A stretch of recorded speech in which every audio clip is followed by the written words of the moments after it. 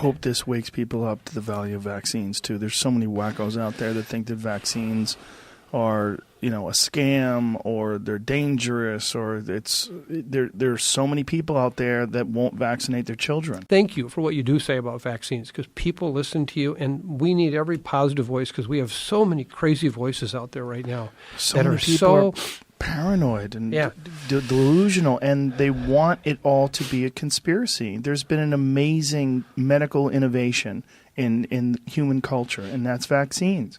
It's amazing what it's done. And have there been adverse effects on people? Of course, everything that people do. There's some people that are going to react in a bad way. It doesn't mean it's not a positive thing. And there's a reason why the cases of polio are so tiny. There's a reason why smallpox went away. It's because of vaccines. A few moments later. And people say, do you think it's safe to get vaccinated? I've said, yeah, I think for the most part it's safe to get vaccinated. I do. But if you're like 21 years old and you say to me, should I get vaccinated? I go, no. Yeah. Are you healthy? Are you a healthy person? Like, look, don't do anything stupid, but you should take care of yourself. You should, if you're a healthy person and you're exercising all the time and you're young and you're eating well, and like, I don't think you need to worry about this. This is really gene therapy. It's a different thing. It's your body. It's tricking your body into producing spike protein and making these antibodies for COVID. It's terrifying that they're now trying to give it to children. Yeah. And they're trying to say that children need it when they don't. They don't need it. The children, they keep saying 700 children have died from COVID. The children that have died from COVID, without exception, any that I've read, almost all of them, let's say that to be safe, almost all of them had severe comorbidities. They had leukemia, they had cancer, there was something seriously wrong with them, and they died of COVID. They were amazingly obese, whatever it was.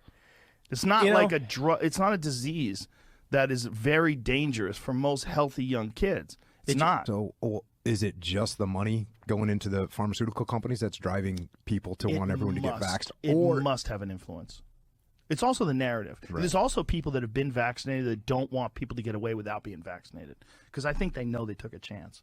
I think secretly they know, like, if anybody pays any attention, they know someone who's had a bad reaction to the vaccine, or someone who died shortly after the vaccine, or they've watched some fucking soccer player drop on the field of a heart attack, and there's a lot of that going on, by the way. Well, I'm paranoid. Well, I seek the advice of experts whenever possible, and what I was seeing was that there was a lot of weird misinformation and conflicting information.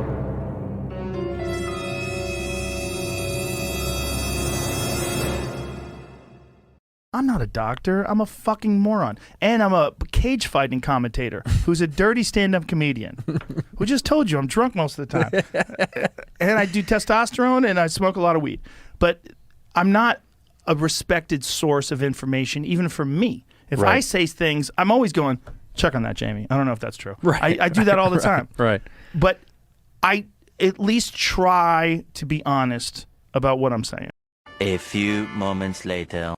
Joe Rogan is a conspiracy theorist. What is he saying?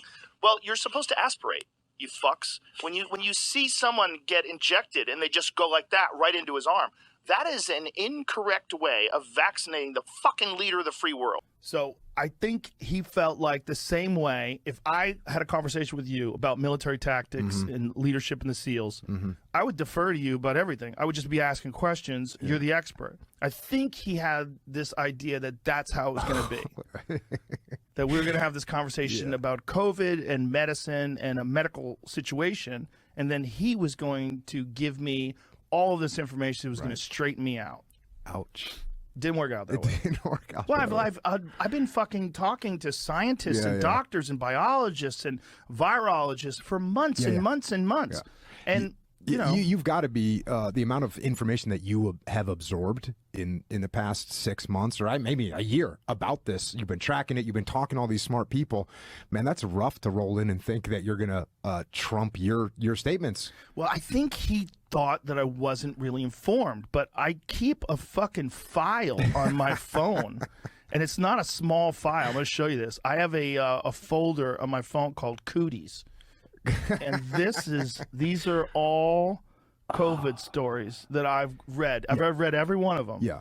And I know, and not COVID stories, like anecdotal stories. Right. These are all like PubMed articles. These are all like peer-reviewed data studies. These are all VAERS reports. These are all like things on myocarditis. These are all things on vaccine efficacy, how long it wanes, when it goes. Right. You know, I mean, just like I've been paying attention. You know, I don't have an uninformed opinion. I have a controversial opinion.